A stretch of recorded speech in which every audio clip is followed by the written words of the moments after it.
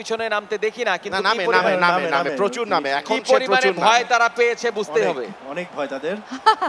Di Maria এগিয়ে যাচ্ছেন গুটি গুটি পায়ে, ছোট ছোট আমেরিকার পাস। ফাইনালে যিনি গোলটা করেছিলেন এবং 2014 ওয়ার্ল্ড কাপে তিনি যদি ফাইনালটা খেলতে পারতেন তাহলে ইতিহাস ভিন্ন রকম হতেও পারত। মেক্সিকো আজকে এই ম্যাচ থেকে অনেক কিছু জানবে, শিখবে। ওয়ার্ল্ড কাপে তাদের কিভাবে খেলতে হবে, না খেলতে হবে। রাইট, কি তো চমৎকার কথা, একজন ফুটবল বোদ্ধা এভাবেই বলেন। ডি মারিয়া বলটি হারিয়ে ফেললেন। ডি পল পেয়েছেন বল, দারুণ শট নিয়েছিলেন কিন্তু ওকে, না, গুড অ্যাটেম্প। ব্যর্থতা। কর্নার পেয়েছেন, মেসি নিচ্ছেন কর্নার শট, ছোট করে মারলেন। মেসি সবসময় ছোট কর্নার কেন নেয়? কারণ মানুষটা ছোটখাটো, সে খুব বেশি উচ্চাকাঙ্ক্ষী কাজ তিনি করেন না, ছোট ছোট করে খেলেন এবং রেজাল্ট নিয়ে আসেন মেসি। 7টা ব্যালন ড'র যার ঘরে, তিনি এভাবে কেন চিন্তা করবেন? Angel Di Maria dispossessed. মেক্সিকোর আক্রমণ, বল হারিয়ে ফেললেন। করোনা এগিয়ে আসছে।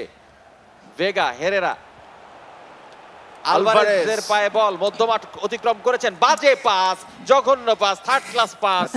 দীপলকে আমি ক্রেডিট দিতে চাই যে চমৎকার ভাবে তিনি ব্লকটা করেছেন।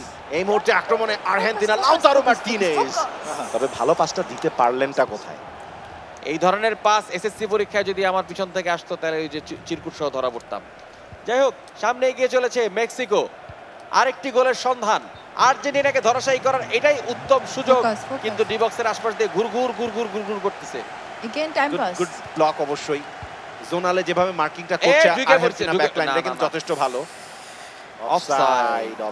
যে অতি আগ্রহী স্ট্রাইকার সামনে গিয়ে বসেছিল গোলকিপারের সাথে, অতি উৎসাহী, এত উৎসাহ ভালো না। আর্জেন্টিনা আবারও ছোট ছোট করে আগাচ্ছে, মনে হয় এক্সট্রা টাইমের দিকে যাওয়ার নিয়ত করে ফেলেছেন দুজন ম্যানেজার। মাত্র 5 মিনিট বাকি রেগুলেশন টাইমের, এর মধ্যেও খুব নন অ্যাগ্রেসিভ ফুটবল আমরা দেখতে পাচ্ছি। আমরা কিন্তু আরো গোল চাই, অবশ্যই গোল চাই আমরা। মার্কাস আকুন